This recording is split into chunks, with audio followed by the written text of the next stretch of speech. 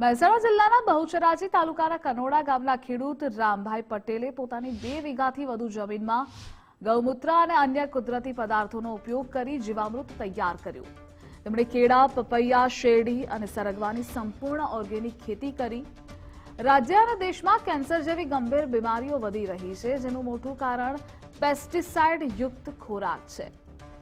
રામભાઈ પટેલ કહે છે કે આવી સ્થિતિમાં ઓર્ગેનિક ખેતી જ સચોટ ઉપાય છે. તેમણે કેળા જેવા ફળને રસાયણમાં ડબોડીને પકવવાની પ્રથાને નકારી કુદરતી રીતે પાકવા દીધું. રામભાઈની આ પહેલ જોઈ આસપાસના અનેક ખેડૂતો પણ પ્રાકૃતિક ખેતી તરફ વળ્યા. આ રીતે તેઓ પોતાના પરિવારની સાથે સમગ્ર સમાજના સ્વાસ્થ્યની ચિંતા કરી રહ્યા છે અને દેશના ભવિષ્ય માટે એક સુવર્ણ માર્ગ બતાવી રહ્યા છે. એ હું જ્યારે નાનો હતો ત્યારથી મને આ બધો થોડોક રસ્તો હતો જ, પણ આ રસ હતો એમાં થોડુંક આ તંત્રએ થોડુંક મને સજાગ કર્યો કે હવે કંઈક કરવું જોઈશે, તે હું વધારે સજાગ થઈ ગયો છું.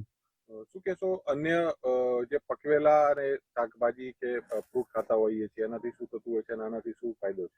એ પકવેલામાં તો બિલકુલ ખરાબ તો છે જ, એની હંગાથી બિલકુલ પેલો કેન્સર બેન્સર જેવા ભયંકર રોગો થઈ છે અને ઘેર બીમારીઓ આવી છે, પણ આનાથી બિલકુલ કંઈ થતું નહીં અને બિલકુલ આરોગ્ય. પણ જે ગાયડા જીવતા હતા પ્રાકૃતિક રીતે, ડીએપી નતા નાખતા, યુરિયા નતા નાખતા, એ પ્રાકૃતિક જ હતા. હવે એવું જ આપણે પ્રાકૃતિક થવાનું છે, બીજું કશું નહીં એમાં.